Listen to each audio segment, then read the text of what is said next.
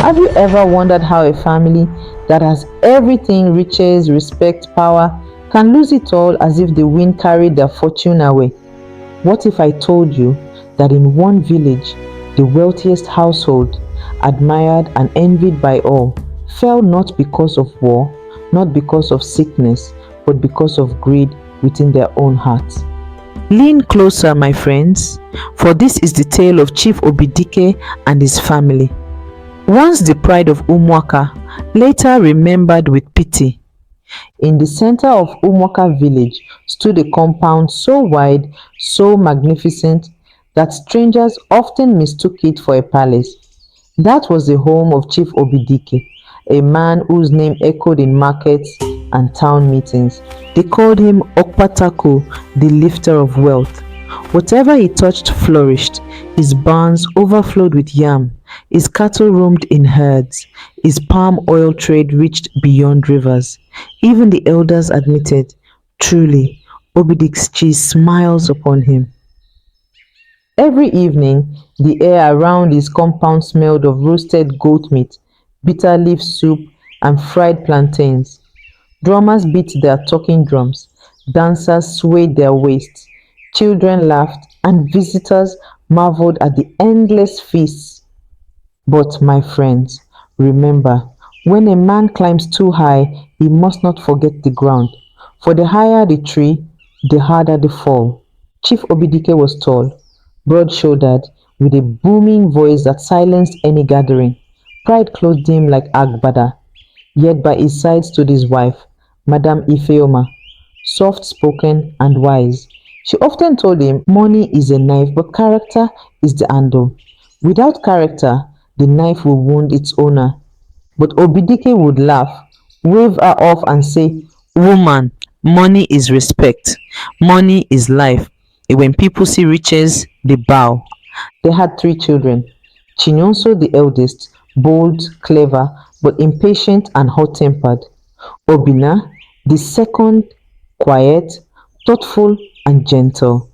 Adaora, the only daughter, beautiful and sharp-tongued, with ambition as wide as the sky.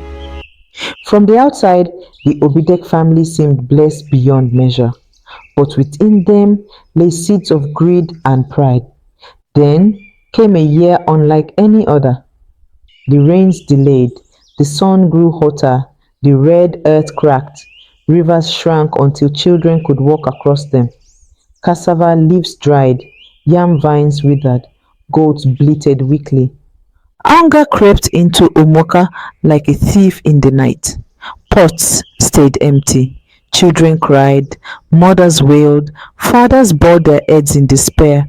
But in Obidike's compound, it was different. His barns were full, his cattle remained fat, his oil kegs lined the walls. Soon the villagers trooped to his gates. They knelt, they begged, they wept. Chief, help us. Our children are starving. Madam Ifeoma pleaded, my husband, share food with them. A stomach full alone cannot dance at a festival. But Chief Obidike thundered, am I their keeper? Did I farm for them? If they want food, let them pay. And pay they did. A cup of garri cost more than a man's weekly labor. Mothers sewed wrappers from their waists. Fathers sold their last goats. Chinonso smiled proudly. Father is wise. This is how power grows. Obina frowned silently. Adaora whispered, is this right? The famine worsened, and with it, resentment grew in the hearts of the people. Among the hungry was a humble farmer named Ezekiel. He was not wealthy, but he was respected. His wife had just given birth. His mother lay sick. One evening, Ezekiel came to Obidike's gate. He bowed, his voice trembling. Chief, please, give me food for my family. I will repay after the harvest. But Obidike laughed, sharp as a cutlass. Credit? Do I look like your brother? Sell your land, then you may eat. Ezekiel bowed in silence and left. That night, his mother died of hunger, and from that moment, Pain hardened into quiet anger. In corners of the village, whispers rose. Obidike's wealth is not wealth, it is poison. Children stopped singing at his gate. Instead, they mocked Onyeji Egomichi, he who makes money his god. When rains finally returned, Umuaka rejoiced. Crops sprouted, fields blossomed. Ezekiel worked hard, and his farm produced plenty. But unlike Obidike, he shared with others. He gave cassava cuttings, lent tools, taught new farming tricks. The people's love shifted. They respected Ezekiel's kindness more than Obidike's riches. In Obidike's compound, jealousy brewed. Chinonso hissed, "How can a poor farmer outshine us?" Adaora sneered, "Respect should bow before wealth. We cannot allow this Ezekiel to rise." Obina sighed, troubled by his siblings' words. And so, my people, cracks began to show in the great house of Obidike. One evening, strangers from the city arrived in Umuaka. They were wealthy traders seeking fertile land. They heard of Chief Obidike's influence and went straight to him. "Help us acquire land," they said, "and we will make you richer than ever." Obidike's eyes gleamed. Chinonso's heart raced. Adaora smiled greedily. But the land they wanted? It belonged to Ezekiel. Will Obidike respect Ezekiel's refusal? Or will greed drive his family to a dangerous path? My people, tighten your wrappers and draw closer. This is where the night truly catches fire. The city traders wanted Ezekiel's fertile land. Chief Obidike summoned him. "Sell your land, name your price." But Ezekiel shook his head. "This land is my father's sweat, my children's inheritance. It is not for sale." Chinonso shouted, "Old man, everyone has a price."